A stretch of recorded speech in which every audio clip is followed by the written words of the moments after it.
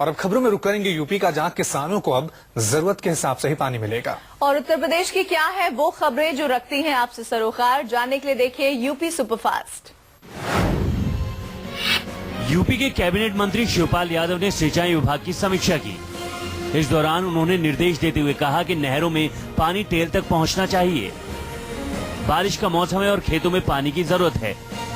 उन्होंने निर्देश दिया कि जिस नहर की सफाई नहीं हो पाई है, सफाई कराते हुए सभी नहरों में टेल तक पानी पहुंचाने का काम पूरा करें। उन्होंने कहा कि इस वक्त रोस्टर के हिसाब से नहीं बल्कि जरूरत के हिसाब से सभी नहरों में पानी छोड़ना सुनिश्चित करें। इसके साथ ही ये भी हिदायत दी कि नहरों में पानी उतना ही छोड़े कि नहर कहीं कट न पाए। बाढ़ खंड की समीक्षा करते हुए शिवपाल यादव ने कहा कि बांध को मजबूत करें। बाढ़ से जहां भी खतरे की आशंका हो उसे तत्काल ठीक कराएं। बाढ़ वाले इलाके में जो काम जरूरी हो उनकी पहचान करें। बारिश खत्म होने के बाद काम कराना शुरू करें। उत्तर प्रदेश के मुख्य सचिव दीपक सिंघल ने निर्देश दिए हैं कि प्रदेश में ग्रामीण सड़कों की मरम्मत का काम आगामी 31 दिसंबर तक पूरा करने के लिए अभियान चलाया जाए। उन्होंने कहा कि खराब ग्रामीण रास्तों का सर्वे हर जनपद के हिसाब से अगले 2 दिन के अंदर कराया जाए। साथ ही संबंधित विभागों को मरम्मत के लिए खर्च पूरे ब्यौरे के साथ उपलब्ध कराना होगा ताकि जरूरत के हिसाब से पैसा जल्दी मुहैया कराया जा सके। मुख्य सचिव शास्त्री भवन के अपने ऑफिस में प्रदेश में गांवों की सड़कों की मरम्मत के लिए प्रमुख सचिवों की बैठक कर जरूरी निर्देश दे रहे थे। उन्होंने कहा कि अगले 3 महीने के अंदर कम से कम 20,000 किलोमीटर खराब ग्रामीण सड़कों की मरम्मत का काम सुनिश्चित किया जाए। साथ ही उन्होंने कहा कि तय की गई ग्रामीण इलाकों की सड़कों की मरम्मत का काम तय वक्त में गुणवत्ता के साथ पूरा कराने के लिए विभागीय कर्मचारियों के साथ साथ जरूरत के हिसाब से नियमों के मुताबिक ठेकेदारों से निर्माण का काम कराया जाए। बस्ती गांधी कला भवन में किसानों के लिए सोलर पंप वितरण का कार्यक्रम रखा गया है। कार्यक्रम में बतौर मुख्य अतिथि कैबिनेट मंत्री राजकिशोर सिंह ने शिरकत की।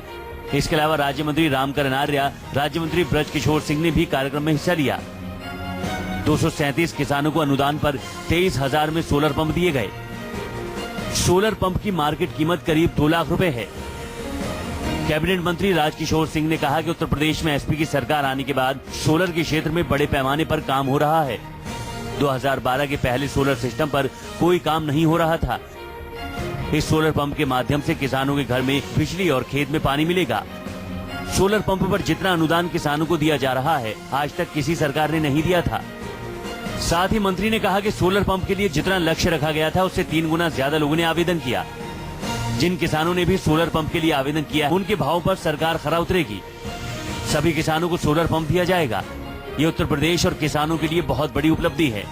मंत्री ने कहा कि किसानों को ऑर्गेनिक खेती के लिए प्रेरित किया जा रहा है जिससे पंप का सही इस्तेमाल हो सके। उत्तर प्रदेश के राज्य कर्मचारियों की मांग को पूरा करते हुए अखिलेश यादव की सरकार ने राज्य कर्मचारियों को कैशलेस इलाज की सुविधा देने का फैसला किया है।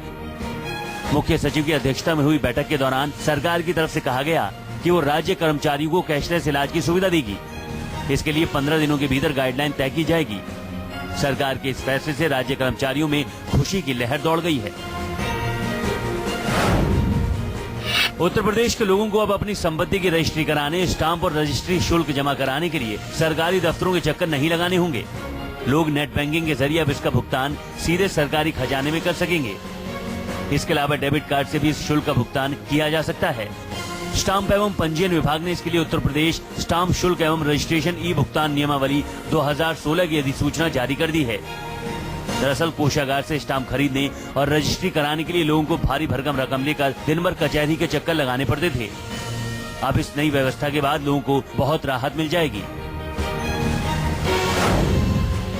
मरीजों को फायदा देने के लिए उत्तर प्रदेश सरकार अब हर जिले में एडवांस लाइफ सपोर्ट एम्बुलेंस मुहैया कराएगी। इसके लिए अखिलेश सरकार ने तैयारियां पूरी कर ली हैं।